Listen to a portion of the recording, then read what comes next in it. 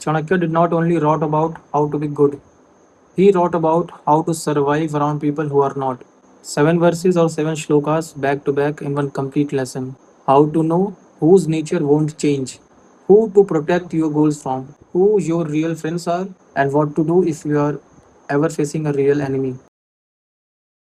Chanakya starts with something most people learn the hard way. He says, poison is always a poison. Even kept in a pot of nectar, it never becomes nectar. A person's basic nature doesn't change, no matter how good the environment around them gets. Think of someone who lets you down more than once. You give them another chance, hoping this time is different, because now things feel more stable and more comfortable. But comfort and stability doesn't fix a nature that was never trustworthy. It just delays the moment you see it again. This is not Chanakya telling you to give up on people. It is him telling you stop being shocked. If you already know someone's nature, don't get surprised when it shows up again. Now, once you know someone's nature doesn't change, the real question is now practical. What do you do about it? Especially when you are trying to get something done. Chanakya's answer is direct. When you are working towards something important, cut off help and contact with someone you know is against you. Don't take their advice and don't keep them close enough to influence your plan. This shows up more than people admit. A rival at work who just wants to help you with your bigger project. Someone clearly not on your side, kept in the loop anyway, because cutting them off feels awkward. This isn't paranoia, it's simple math. Someone who benefits from your failures will never guide you toward your success, even when it looks like advice. But sometimes the danger isn't obvious, it's quieter. Doubt planted at exactly the wrong time. This verse says, never trust your enemy with the fulfillment of your goal. Chanakya noticed something specific. Some people, when they see you getting close to your target, try to pull you off track. Not before, right when you are close. You have felt this. You are making progress, a business idea, a big decision, and suddenly someone starts questioning it. Are you sure? What if it fails?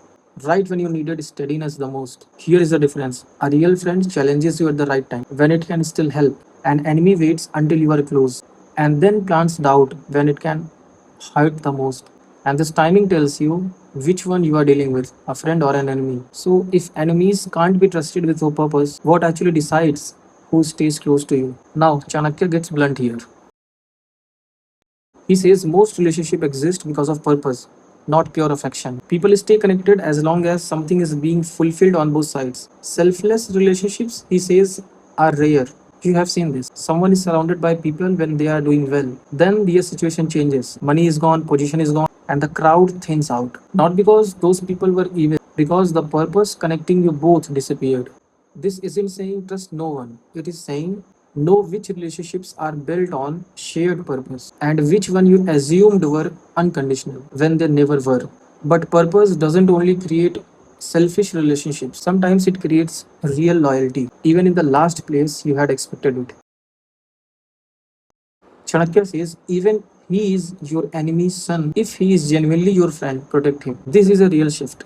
Friendship is not about bloodline or which side someone was born into. It is actually whether your purpose actually lines with theirs. In modern terms, someone from a rival company or a family you are in conflict with who is honestly stood by you and has never worked against you. Don't punish that person for who they are related to.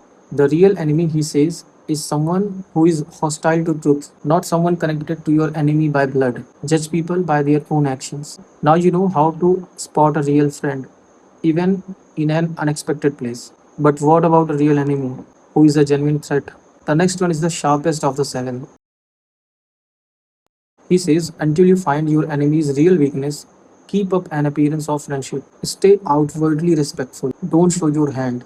I want to be clear where this applies. This isn't about people who trust you, your friends, your family, someone who is close to you.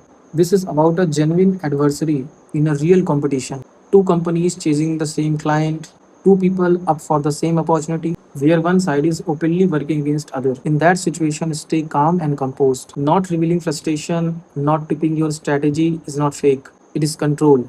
A chess player doesn't panic when they are one move from a mistake. Don't let your real adversary see your next move before you make it. And once you finally see their weakness, the actual gap, Chanakya has one last instruction, the most decisive of all. He says, the moment you see your enemy's weakness, act. Don't wait to see how bad it gets. He even gives an old example. Someone in power with a weakness for addiction or indulgence eventually falls through that exact weakness on their own. In today's terms, if you are in a real competition and you spot a gap the other side isn't covering, that's not the moment to be cautious. That's the moment to move. Hesitation right there is how the advantages disappear. And that is the whole arc of these seven verses. You know whose nature won't change. Protect your goals from people who don't want you to win. Judge people by their own actions, not by their side. And if you are facing a real adversary, don't panic, don't announce anything, just watch. And when the moment is right, act. Chanakya wasn't teaching people how to be cruel, he was teaching them how to stop being naive. There's a difference, and once you see it, you can't unsee it. Don't panic, don't announce anything, just watch. And when the moment is